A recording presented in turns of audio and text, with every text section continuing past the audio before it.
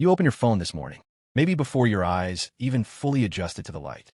You scrolled, you checked, you tapped, and somewhere in the back of your mind, without even realizing it, you were doing exactly what your ancestors did 70,000 years ago. You were looking for information. You were trying to figure out if the world was safe. You were searching for your tribe. But what if they had the same tool you just used? What if, somewhere around 50,000 BC, a Homo sapiens crouching near a fire in what is now southern Africa had access to the internet? Not metaphorically, literally. A glowing screen, a search bar, an algorithm. What would happen? What would they look for? What would they post? And what does the answer reveal about who you actually are right now, today, in the 21st century? The answer is stranger than you think, and far more uncomfortable. Here is the first thing you need to understand. The human brain you're using right now is not a modern brain. It is an ancient brain wearing modern clothes. Evolutionary psychologist David Buss spent decades documenting this at the University of Texas, and his conclusion is blunt. Your mind was designed by natural selection for a world that no longer exists. The fears you feel, the things you crave, the content you cannot stop watching all of it is the output of a brain built for the Pleistocene era, not the information age. So when you ask what ancient humans would do with the internet, you are really asking what your brain would do if you stripped away the social veneer. Because that is exactly what the internet did. It gave the ancient brain a tool with no rules. Let's go back. The year is roughly 50,000 BC.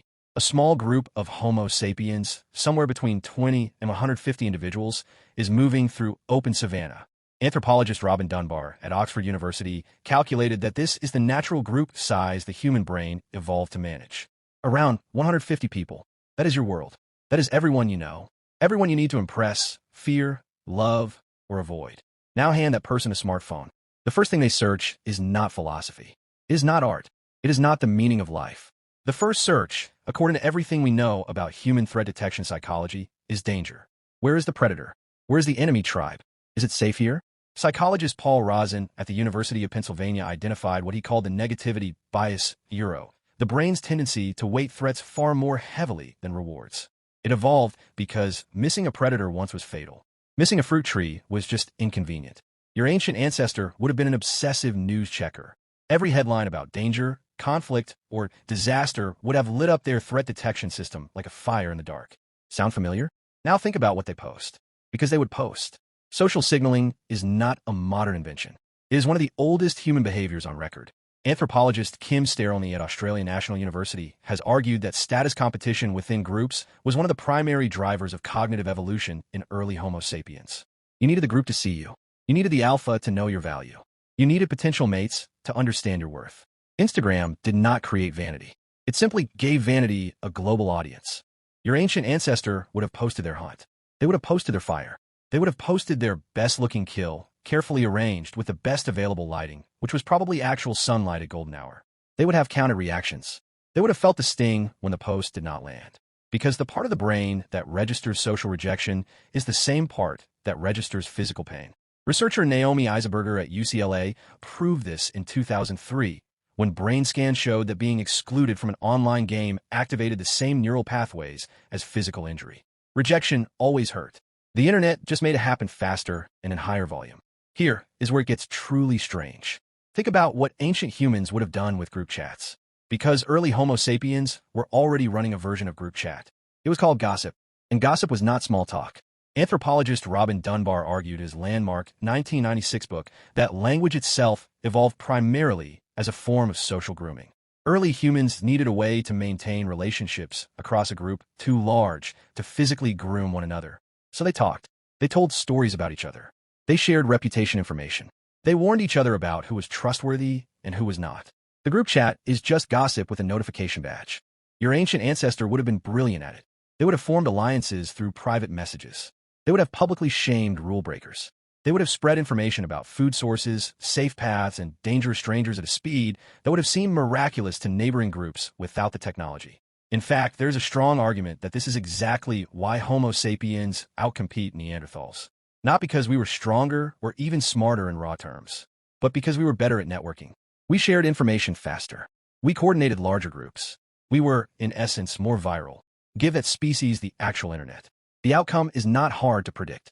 But here is the counterintuitive twist, the one that should make you sit with it for a moment. Ancient humans would not have become addicted to the internet the way you have. Not because they had more willpower, not because they were more disciplined, but because their social world had a hard limit of around 150 people, and everyone in that world had context. When a member of your tribe exaggerated their hunting story, you knew it. You had been on that hunt. You knew the elk was half the size they were claiming. The social feedback loop in the ancient world was ruthless and accurate. Status claims were verified by people who had direct experience of reality. The internet broke that feedback loop entirely. Psychologist Jonathan Haidt at New York University has spent years documenting what happens when the ancient brain encounters a social world without limits. The ancient brain expects roughly 150 relationships. The internet offers millions. The ancient brain expects social consequences to follow social behavior.